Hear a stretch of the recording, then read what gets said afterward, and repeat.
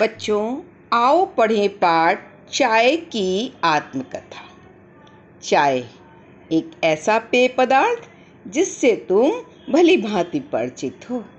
पेय पदार्थ मतलब समझे ना, पीने योग्य चीज, पीने योग्य वस्तु। कहीं जाते हो तो सबसे पहले चाय, पानी, चाय, नाश्ता, है ना। सुबह उठकर बहुत से बच्चे चाय पीते हैं, और बच्चे नहीं पीते तो उनके घर में मम्मी या पापा ज़रूर पीते हैं। थोड़ा सा बड़े होते हो, मम्मी कहती हैं चाय बनाना तो सीख ही लो कम से कम, है ना। आओ देखें ये चाय आई कहाँ से है, जो हर एक का स्वागत करती है और हर एक के मन को भाती है। रोगी को भी ये भाती है, स्वस्थ इंसान को भी ये भाती है। आओ देखें चाय की आत्मकथा, मतलब ये चाय कह रही है चाय कहाँ से आई, कैसे आई। बच्चों ये पाठ जो है ना, ये आत्मकथा शैली में है। आत्मकथा का मतलब जानते हो? खुद के बारे में जब कुछ लिखा जाए या कुछ कहा जाए तो वो आत्मकथा कहलाता है। बात समझ में आया? आत्मकथा मतलब अपनी कथा, आत्म का अर्थ अपनी कथा। खुद के बारे में जब कुछ बताया जाता है तो वो आत्मकथा कहलाता है। ठीक है, आओ देखें यहाँ पर पाठ परिचय। प्रस्तुत पाठ में चाय का परिचय कथात्मक शैली में प्रस्तुत किया गया है कि वह कहाँ पैदा होती है और उसका पौधा किस तरह का होता है, कितने कष्टों से गुजरती हुई वह लोगों तक पहुँचती है और लोगों को तृप्ति प्रदान करती है। बच्चों आत्मकथानक शैली होता है स्वयं के बारे में लिखने का तरीका। ठीक है, स्वयं की कथा लिखने का तरीका। ठीक है, तो ये हुआ। अब ये चाय अपने बारे में बता रही है कि वह कहाँ पैदा हुई है और उसका पौधा किस तरीके का होता है, किस तरह के पौधे से वो पैदा होती है, और जब उसका पौधा बन जाता है तो वो किस तरीके से, कौन क्या क्या कष्ट होते हैं, कैसे पौधे से निकलती है, कैसे सुखाई जाती है और कैसे डब्बे में पैक होकर वह लोगों तक पहुंचती है और लोगों को सुख प्रदान करती है। तृप्ति मतलब उनके मन को सुख प्रदान करती है। आओ देखिए क्या कह रही है चाय। वाह क्या जायकेदार चाय है। जायकेदार मतलब स्वादिष्ट। जब हम चाय पीते हैं अच्छी सी तो मुंह से निकलता है वाह बहुत अच्छी चाय बनी, बहुत स्वादिष्ट चाय है। यह सुनकर मैं फूली समाती हूँ। मैं कौन है यहाँ पर? चाय, क्योंकि चाय खुद अपने बारे में बता रही है ना आत्मकथा शैली में। मैंने अभी बताया तुमको। यह सुनकर मैं फूली नहीं समाती हूँ। फूली नहीं मतलब, फूली नहीं समाना एक मुहावरा है बच्चों, यानी कि बहुत अधिक खुश हो जाना, है ना। यह सुनकर मैं फूली, कोई भी अपनी तारीफ सुनेगा तो खुश हो जाएगा। चाय भी यहाँ यही कह रही है कि वाह क्या चाय, जायकेदार चाय है, मतलब जायकेदार का अर्थ स्वादिष्ट चाय है। यह सुनकर मैं बहुत अधिक खुश हो जाती हूँ। मुझे अपने ऊपर गर्व होता है। गर्व मतलब समझते हो ना, घमंड हो जाता है चाय को अपने ऊपर। हो क्यों ना भाई, मैं विश्व में पानी के बाद दूसरे नंबर पर प्रयोग की जाने वाली पेय पदार्थ हूँ। अब चाय खुद भी कह रही है, खुद ही कह रही है क्यों ना घमंडो मुझे। मैं विश्व में मतलब संसार में पहले नंबर पे पीने योग्य चीज़ क्या है? पानी। उसके बाद दूसरी क्या है? चाय।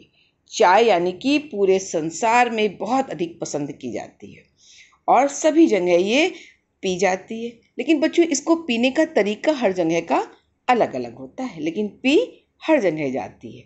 चाय सबका प्रिय पेय पदार्थ है। आगे देखिए क्या लिखते हैं, क्या कहती हैं चाय। मैं मनुष्य के दैनिक जीवन की महत्वपूर्ण आवश्यकता हूँ। ये बात तो सही है। सुबह उठ के मम्मी क्या करती हैं? सबसे पहले चाय बनाती हैं, है ना। कोई मेहमान आता है तो क्या करा जाता है? पानी के बाद चाय बनाई जाती है। बहुत अच्छा नाश्ता बनाओ फिर भी चाय पीते हैं लोग।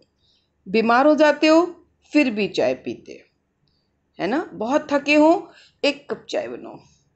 तो बहुत बड़ी आवश्यकता तो है ये, महत्वपूर्ण आवश्यकता तो है ही ये। सुबह होते ही लोग मुझे याद करने लगते। हाँ, बहुत से लोगों को तो नशा होता है चाय का। जैसे ही सुबह उठे, ब्रश किया और चाय पी, और मुझे पीते ही ताजगी और फुर्ती महसूस करने लगते हैं। चाय पीने के बाद ताजगी आ जाती है, उनका आलस्य दूर हो जाता है। दिन भर जब जब उन्हें थकान लगती है तो मुझे पीकर अपनी थकान दूर करते हैं। बहुत अधिक काम के बाद जब हम थक जाते हैं तो भी चाय पीते हैं, और बहुत से लोगों की आदत दिन में कई बार चाय पीने की होती है।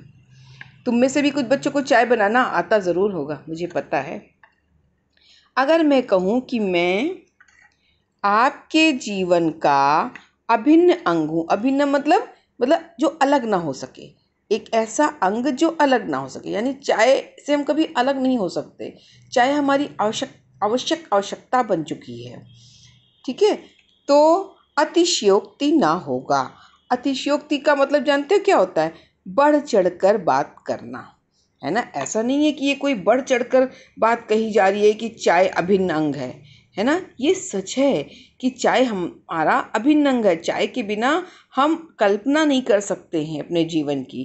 क्यों? क्योंकि चाय हमें बहुत हमारी आवश्यकता बन चुकी है, और चाय के बिना कुछ सूना सा लगता है। अगर जिनको चाय की आदत होती है वो चाय नहीं पीते तो उन्हें लगता है अरे आज का दिन कुछ सूना है, सर दर्द होने लगा, है ना। इसीलिए इसे कहा गया है कि यह अतिशयोक्ति नहीं होगी अगर यह कहा जाए कि मैं आपके जीवन का अभिन्न अंग हूँ, मतलब ऐसा अंग हूँ जिसको आप हटा नहीं सकते, मैं आपकी आवश्यकता हूँ।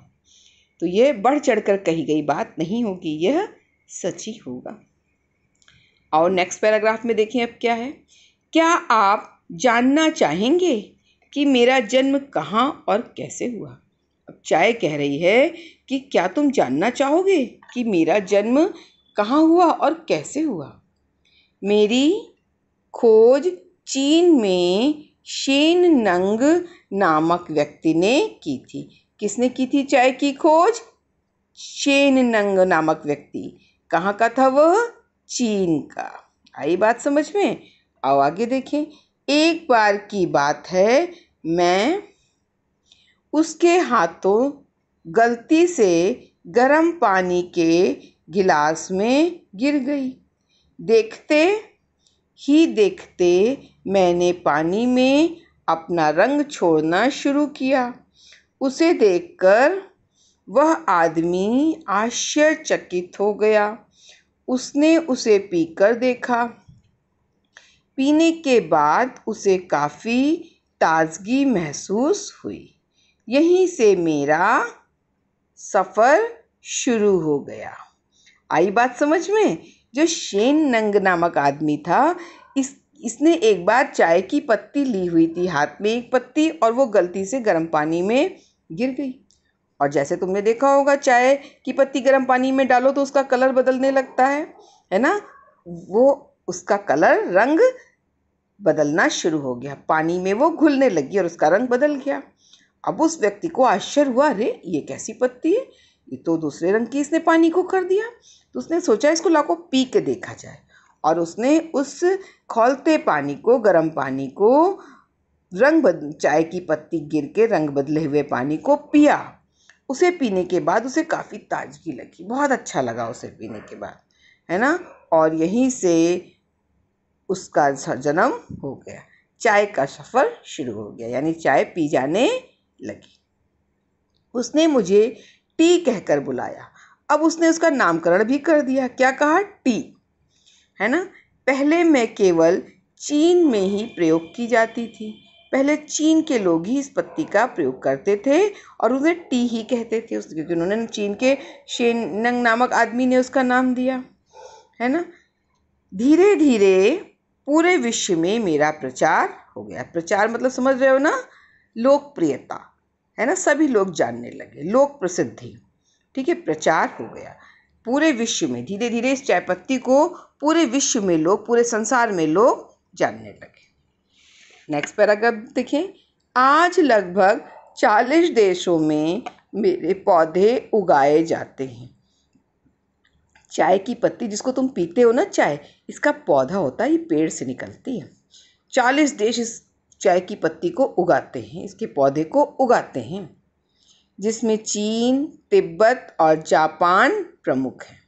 समझ में आ रहा है? चीन, तिब्बत और जापान मुख्य रूप से इसको उगाते ही हैं। भारत में आसाम मेरा मुख्य घर है। मेरा मतलब चाय पत्ती का। भारत में चाय पत्ती कहाँ उगाई जाती है? आसाम में। इसीलिए चाय पत्ती ने कहा है कि मेरा मुख्य घर है, यानी मुख्य रूप से आसाम में ये उगाई जाती है। इसके अलावा दक्षिणी पूर्वी भागों में भी मुझे पैदा किया जाता है, अर्थात दक्षिणी पूर्वी भागों में भी चाय को उगाया जाता है, चाय की पैदावार की जाती है, चाय की खेती की जाती है। बात समझ में? आसाम में तो इसे उगाया ही जाता है, लेकिन दक्षिण पूर्वी भागों में भी इसे उगाया जाता है, इसकी खेती की जाती है। आ गया ये पाठ कुछ हद तक समझ में?